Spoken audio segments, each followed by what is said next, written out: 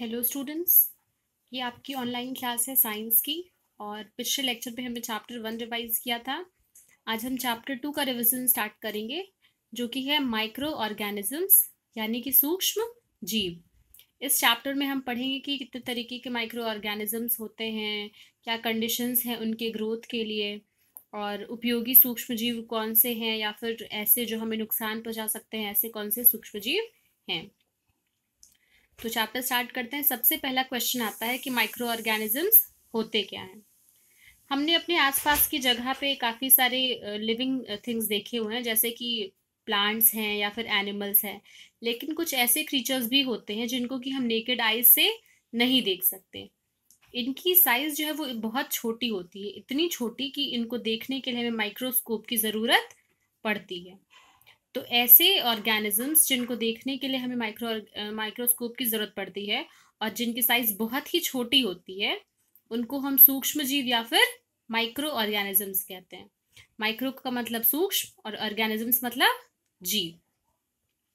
उदाहरण के लिए हमने अगर कोई एग्जांपल लेना चाहते हैं आप इसको समझने के लिए, तो रेनी सीजन में अगर हम ब्रेड को काफ़ी दिन तक ऐसे ही रख दें तो उसके ऊपर ब्लैक वाइट कलर का धब्बा बन जाता है, खूब सारा धब्बा बन जाता है। अगर हम इन धब्बों को माइक्रोस्कोप की हेल्प से देखते हैं तो हमें वहाँ पर ब्लैक कलर की सर्कुलर शेप की बहुत ही छोटे छोटे क्रीचर्स दिखाई देंगे, यानी कि वो क्या है, एक तरीके के माइक्रो ऑर्गेनिजम्स हैं। इसी तरीके से अगर हम तालाब का थोड़ा सा पानी ले लें और उसको ग्लास की जो स्लाइड होती है उस पर रख करके और फिर माइक्रोस्कोप से चेक करें, तो उसमें भी हमें क्या मिलेगा, सूक्ष्म जीव यानी कि माइक्रो ऑर्गेनिजम्स मोशन करते हुए दिखाई देंगे। तो इससे ये पता चलता है कि ये माइक्रो ऑर्गेनिजम्स जो हैं वो नेकेड आइज से नहीं देखे जा सकते हैं, सिर्फ माइक्रोस्कोप से ही जब हम इसको देखेंगे तभी हमें दिखाई देंगे। और इनको हम क्या कहते हैं, सूक्ष्म जीव कहते हैं। अब इसमें पहली हेडिंग जो हम पढ़ेंगे वो है टाइप्स ऑफ माइक्रो ऑर्गेनिजम्स, यानी कि सूक्ष्म जीव के प्रकार। तो इनको हम मेनली 5 टाइप्स में बांटते हैं: bacteria, virus, protozoa, fungi, alga.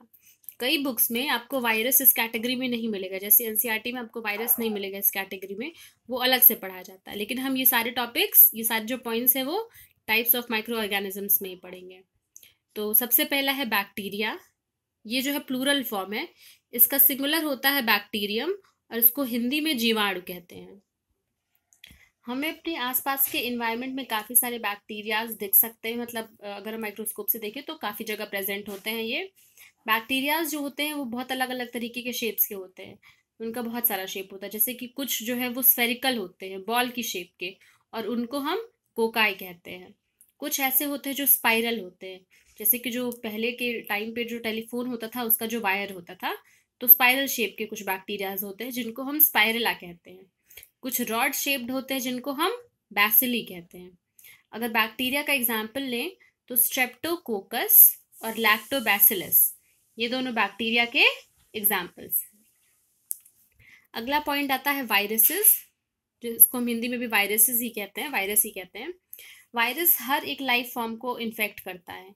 ये अलग अलग शेप्स में आता है, अलग अलग साइजेस में आता है, और इसको देखने के लिए हमें पावरफुल माइक्रोस्कोप की ज़रूरत होती है। अगर हम इसका एग्जाम्पल लें तो एक वायरस है पैपिलोमा वायरस, और ये जो है कैंसर कॉज करता है। एक और वायरस है वेरिसेला जोस्टर वायरस, जो कि चिकन पॉक्स का वायरस कहा जाता है।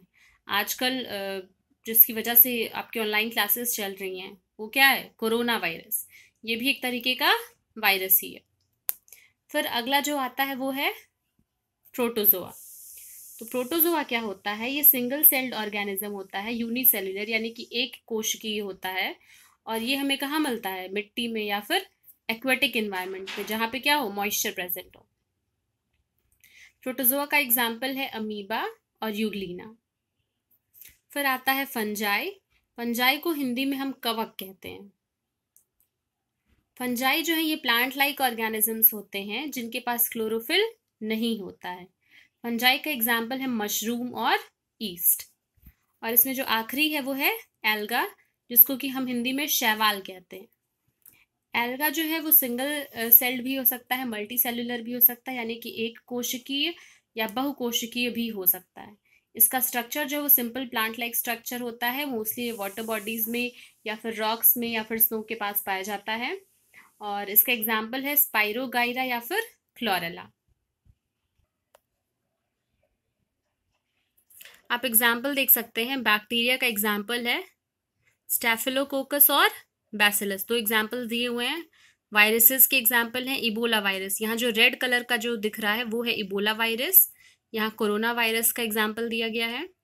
फिर उसके बाद से प्रोटोजोआ का एग्जाम्पल दिया है गियार्डिया।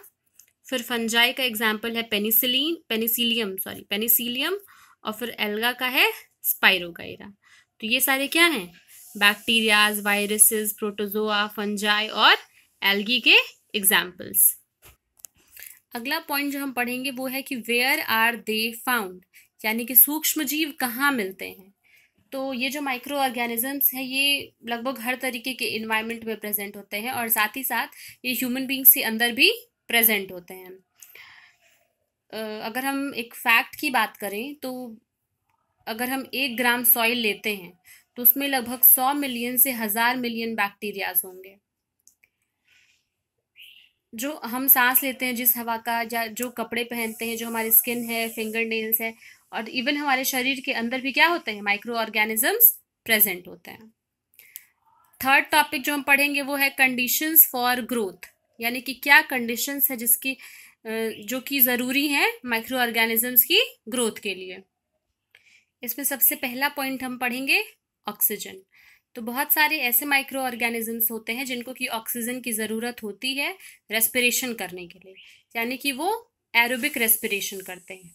लेकिन कई ऐसे माइक्रो ऑर्गेनिजम्स भी होते हैं जैसे कि ईस्ट है या फिर टेटनस कॉजिंग बैक्टीरिया जो होता है, उनको ऑक्सीजन की ज़रूरत नहीं होती है, तो वो कैसा रेस्पिरेशन करते हैं? एनएरोबिक रेस्पिरेशन, यानी कि ऐसा रेस्पिरेशन जिसमें ऑक्सीजन की ज़रूरत नहीं होती है। अगला है वाटर। तो मॉइस्चर जो है वो माइक्रो ऑर्गेनिजम्स के लिए बहुत ज़रूरी है, उनके सर्वाइवल के लिए वाटर जो है बहुत इंपॉर्टेंट है। फिर आता है टेम्परेचर। कुछ माइक्रो ऑर्गेनिजम्स ऐसे हैं जो कि एक्सट्रीम टेम्परेचर्स पे भी ग्रो कर सकते हैं, यानी कि अगर लोअर बात करें लोअर टेम्परेचर की तो -10 डिग्री सेल्सियस से हायर टेम्परेचर 100 डिग्री सेल्सियस तक। लेकिन अगर हम जनरल टर्म्स में बात करें तो 25 degree Celsius to 38 degree Celsius का जो टेम्परेचर होता है वो माइक्रो ऑर्गेनिजम्स के सर्वाइवल के लिए सुटेबल होता है। नेक्स्ट है फूड सप्लाई। तो जो माइक्रो ऑर्गेनिजम्स होते हैं ये अलग अलग तरीके के मटेरियल्स पे फीड करते हैं और उनकी हेल्प से क्या करते हैं? सर्वाइव करते हैं। उनमें से कुछ ऐसे होते हैं जो कि सैप्रोफाइट्स होते हैं, जैसे कि फंजाई और बैक्टीरिया सैप्रोफाइट्स होते हैं, जो कि दूसरे ऑर्गेनिजम्स को क्या करते हैं? डिके करते हैं, डिकम्पोज करते हैं, जो डेड ऑर्गेनिजम्स होते हैं। बैक्टीरियाज और फंजाइज की तरह ही कुछ पैरासाइट्स जो हैं, मतलब वो कुछ पैरासाइट्स इसमें ऐसे होते हैं जो कि दूसरे ऑर्गेनिज्म पे डिपेंड करते हैं। जिस भी ऑर्गेनिज्म की बॉडी पे वो हैं उसको होस्ट ऑर्गेनिज्म कहते हैं, और उसकी बॉडी से ही ये क्या करते हैं? सुटेबल फूड एब्जॉर्ब करते हैं। फिर लास्ट इसमें जो पॉइंट है वो है जो कंडीशंस फॉर ग्रोथ में लास्ट पॉइंट है वो है डार्क प्लेसेस। तो बहुत सारे माइक्रो ऑर्गेनिजम्स जो हैं वो डार्क प्लेसेस पे रहना पसंद करते हैं, क्योंकि डायरेक्ट सनलाइट क्या करती है? उन्हें नुकसान पहुंचाती है, इट ऑफन किल्स देम। लेकिन अगर हम बात करें फोटोसिंथेटिक माइक्रो ऑर्गेनिजम्स की, तो ये ऐसे माइक्रो ऑर्गेनिजम्स होते हैं जिन्हें लाइट की ज़रूरत होती है ग्रो करने के लिए। अब जो हम अगली चीज़ पढ़ेंगे वो है यूजफुल माइक्रो ऑर्गेनिजम्स, यानी कि ऐसे माइक्रो ऑर्गेनिजम्स जो हमारे लिए उपयोगी हैं, यानी कि उपयोगी सूक्ष्म जीव। इसमें हम सबसे पहला पॉइंट पढ़ेंगे इंक्रीजिंग सॉइल फर्टिलिटी, यानी कि मिट्टी की उर्वरता में वृद्धि। बहुत सारे ऐसे बैक्टीरिया और फंजाई होते हैं कि जो कि डेड ऑर्गेनिज्म या ऑर्गेनिक मैटर यानी कि जैविक पदार्थ को डिकम्पोज करते हैं, और फिर उसके बाद जो न्यूट्रिएंट्स है वो क्या होता है? सॉइल में जाके मिल जाता है। और इससे दो फायदा होता है, पहला कि वो जो भी डेड ऑर्गेनिज्म था वो चीज़ इकट्ठा नहीं होती है, और दूसरा सॉइल की फर्टिलिटी भी बढ़ जाती है। तो ये माइक्रो ऑर्गेनिजम्स जो हैं यानी कि सूक्ष्म जीव जो हैं वो बहुत ही इंपॉर्टेंट रोल प्ले करते हैं किसमें? मिट्टी की जो फर्टिलिटी है उसको इंक्रीज करने में। इसमें जो अगला पॉइंट हम पढ़ेंगे वो है नाइट्रोजन फिक्सेशन, यानी कि नाइट्रोजन का स्थिरीकरण। कुछ ऐसे प्लांट्स होते हैं जैसे कि सोयाबीन है या फिर मटर है, तो ये लेग्यूम फैमिली से बिलोंग करते हैं, यानी कि लेग्यूम फैमिली को हम हिंदी में दलहन पौधों के बारे में कहते हैं, दलहन पौधे कहते हैं। तो ये जो है नाइट्रोजन फिक्सेशन में हेल्प करते हैं। कैसे? इनका जो रूट होता है उसमें स्वॉलन पार्ट होता है, मतलब कि उसमें जगह जगह पर गांठें होती है जिनको कि हम इंग्लिश में नोड्यूल्स कहते हैं। तो जो राइजोबियम बैक्टीरिया है इसके अलग अलग स्पेशीज इन्हीं गांठों में रहते हैं और इनका काम होता है कि ये नाइट्रोजन को अमोनिया में कन्वर्ट करते हैं। इस प्रोसेस को हम नाइट्रोजन फिक्सेशन यानी कि नाइट्रोजन स्थिरीकरण कहते हैं। नाइट्रोजन फिक्सेशन या फिर नाइट्रोजन स्थिरीकरण जो है वो मिट्टी में नाइट्रोजन कंपाउंड की जो अमाउंट है उसको मेंटेन करके रखता है, जो कि प्लांट्स के लिए बहुत ज़रूरी है, प्लांट्स की ग्रोथ के लिए बहुत ही इम्पॉर्टेंट है। तो इसके ये पता है हमें कि नाइट्रोजन जो है वो प्लांट्स के लिए बहुत ही ज़रूरी होता है। लेकिन ये जो सारी प्रोसेसेस हैं, जैसे कि एक ये भी प्रोसेस होती है कि जब लाइटनिंग होती है, बिजली चमकती है, तो उस टाइम पे भी नाइट्रोजन फिक्सेशन होता है। लेकिन इन सारे प्रोसेसेस के साथ साथ जो हमारा एटमॉस्फेयर है उसमें अमाउंट ऑफ नाइट्रोजन फिक्स्ड रहता है, उसका जो परसेंटेज है वो कितना है, फिक्स्ड रहता है। तो अब ये चीज़ समझते हैं कि कैसे नाइट्रोजन का जो परसेंटेज है, जो अमाउंट है हमारे एटमॉस्फेयर में, वो फिक्स रहता है। और इसके लिए हम पढ़ेंगे नाइट्रोजन साइकिल यानी कि नाइट्रोजन चक्र। तो अब हम नाइट्रोजन फिक्सेशन को और नाइट्रोजन साइकिल को डिटेल में समझते हैं। एटमॉस्फेयर में हमारे जितने भी गैसेस प्रेजेंट है उसमें नाइट्रोजन का जो अमाउंट है वो सबसे ज़्यादा है, about 78% of the volume in the earth's atmosphere. Nitrogen जो है वो लिविंग ऑर्गेनिजम्स के लिए यानी कि ह्यूमंस के लिए भी और प्लांट्स के लिए भी, सबके लिए बहुत ही ज़रूरी है। लेकिन जो नाइट्रोजन हमारे एटमॉस्फेयर में प्रेजेंट है हम उसको सीधे सीधे इस्तेमाल नहीं कर सकते, यानी कि उसका डायरेक्टली यूज़ नहीं कर सकते। उसका कोई और फॉर्म है, उसको किसी और फॉर्म में पहले कन्वर्ट करना पड़ता है और तब फिर उसका इस्तेमाल किया जा सकता है। अगर हम बात करें प्लांट्स की, तो प्लांट्स जो हैं वो नाइट्रोजन का इस्तेमाल या तो नाइट्रेट के फॉर्म में कर सकते हैं या तो अमोनियम के फॉर्म में कर सकते हैं। यानी कि प्लांट्स जो हैं वो नाइट्रोजन का इस्तेमाल फ्री नाइट्रोजन के फॉर्म में नहीं कर सकते जो एटमॉस्फेयर में है, उसको क्या करना पड़ेगा, या तो नाइट्रेट के फॉर्म में जिसका फॉर्मूला है NO3-, या तो अमोनियम के फॉर्म में जिसका फॉर्मूला है NH4+। सिर्फ इन्हीं दो फॉर्म्स में क्या कर सकते हैं, वो नाइट्रोजन को एब्जॉर्ब कर सकते हैं, इस्तेमाल कर सकते हैं अपने ग्रोथ के लिए। लेकिन ये जो दो कंपाउंड्स होते हैं ये सॉइल में लिमिटेड अमाउंट में होते हैं, और क्योंकि अगर क्रॉप लगा है, क्रॉप प्लांट्स, तो उनको ज़्यादा नाइट्रोजन की ज़रूरत होती है अपनी ग्रोथ के लिए। तो क्या होता है कि जो सॉइल में पहले से नाइट्रोजन प्रेजेंट है वो इस्तेमाल हो जाता है, तो सॉइल में जो नाइट्रोजन का लेवल है वो कम हो जाता है। अब कुछ ऐसे बैक्टीरिया होते हैं जो एटमॉस्फेयर के जो नाइट्रोजन है उसको अमोनिया में कन्वर्ट करते हैं। कुछ ऐसे बैक्टीरियाज हैं जो कि अमोनिया को नाइट्राइट्स में कन्वर्ट करते हैं, कुछ ऐसे हैं जो कि नाइट्राइट्स को नाइट्रेट्स में कन्वर्ट करते हैं, और इस प्रोसेस को हम क्या कहते हैं, नाइट्रिफिकेशन। और इस प्रोसेस में जो बैक्टीरिया ये काम करता है उस बैक्टीरिया को हम नाइट्रीफाइंग बैक्टीरिया या फिर नाइट्रीफायर्स करते हैं। इन बैक्टीरिया का काम क्या होता है, अमोनिया को नाइट्राइट में कन्वर्ट करना या फिर नाइट्राइट को नाइट्रेट में कन्वर्ट करना। और इस तरीके से जो मिट्टी है, सॉइल है, वो नाइट्रेट्स में क्या हो जाती है, रिच हो जाती है, यानी कि उसमें नाइट्रोजन का जो कंटेंट है वो बढ़ जाता है। अब हम समझते हैं कि नाइट्रोजन साइकिल क्या है। तो हमारा जो एटमॉस्फेयर है उसमें 78% गैस नाइट्रोजन है, और हमने अभी अभी पढ़ा कि नाइट्रीफाइंग बैक्टीरिया जो है वो सॉइल में नाइट्रेट्स के फॉर्म में नाइट्रोजन को क्या करता है, फिक्स करता है। साथ ही साथ जब बिजली चमकती है, लाइटनिंग होती है, उस टाइम पे भी एटमॉस्फेयर में जो नाइट्रोजन है वो नाइट्रोजन ऑक्साइड में बदल जाता है। और अगर हम एग्जाम्पल ले फैक्ट्रीज का, तो वहाँ पे जो कंबशन होता है, जलने की जो प्रोसेस होती है, उसमें भी क्या होता है, नाइट्रोजन के ऑक्साइड्स रिलीज होते हैं। अब ये इन तरीकों से जो नाइट्रोजन ऑक्साइड रिलीज हो रहे हैं ये बारिश के पानी के साथ मिलते हैं और फिर डाइल्यूट नाइट्रिक एसिड बनाते हैं। डाइल्यूट मतलब जिसका कि कंसंट्रेशन ज़्यादा नहीं होता है, तो ये डाइल्यूट नाइट्रिक एसिड बनाते हैं। और फिर यही नाइट्रिक एसिड मिनरल्स के साथ रिएक्ट करता है सॉइल में और क्या बनाता है, नाइट्रेट बनाता है। प्लांट्स जो हैं वो अपनी जड़ के थ्रू क्या करते हैं, नाइट्रेट को एब्जॉर्ब करते हैं, प्रोटीन्स में कन्वर्ट करते हैं। एनिमल्स किस तरीके से प्रोटीन ऑब्टेन करते हैं, या तो इन्हीं प्लांट्स को खा के या फिर किसी और जानवर के फ्लैश को खा के।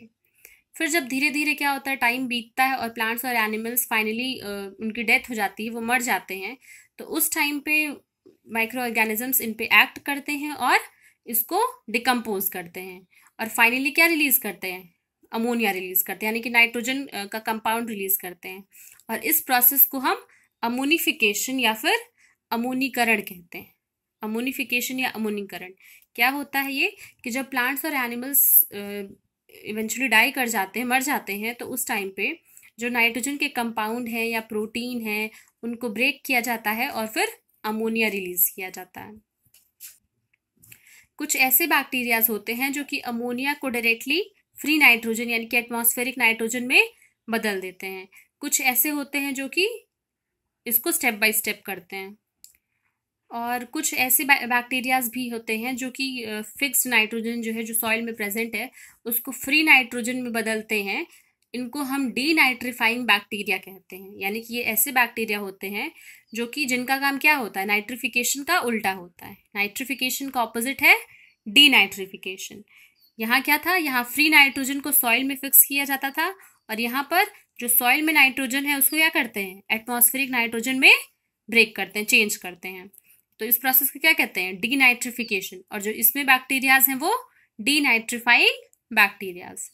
इस तरीके से नाइट्रोजन का क्या होता है, सर्कुलेशन होता है एटमॉस्फेयर में, सॉइल में, प्लांट्स में और एनिमल्स में। और यही सर्कुलेशन जो है वो क्या कहलाता है, नाइट्रोजन साइकिल। ये डायग्राम आप देख सकते हैं कि एटमॉस्फेरिक नाइट्रोजन जो है वो लाइटनिंग के थ्रू नाइट्रोजन ऑक्साइड में चेंज होता है। फिर इंडस्ट्रियल जो फिक्सेशन है, यानी कि इंडस्ट्री से जो कंबशन होता है, वो भी नाइट्रोजन ऑक्साइड में चेंज होता है। और ये बारिश का जो पानी है उससे मिल करके नाइट्रिक एसिड बनाता है, यानी कि फिर ये सॉइल में मिक्स हो जाता है और फिर नाइट्रेट्स बनाता है, जो कि प्लांट्स यूज करते हैं। अलग अलग यहाँ पे प्रोसेसेस दी हुई हैं।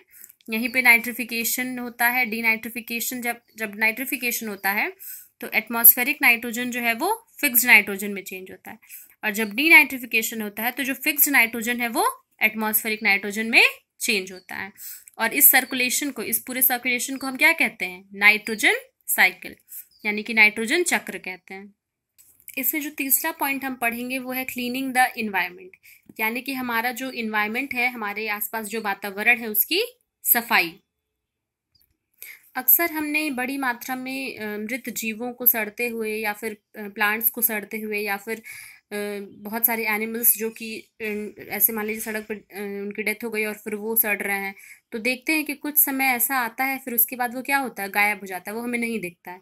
तो होता क्या है कि ये जो माइक्रो ऑर्गेनिजम्स हैं वो उन पे एक्ट करते हैं और उनको इतने सरल पदार्थ में, इतने स्मॉल पार्ट्स में ब्रेक कर देते हैं, इतने सिंपल पार्ट्स में ब्रेक कर देते हैं कि फिर वो सॉइल के साथ मिक्स हो जाता है और हमें नहीं दिखाई देता है।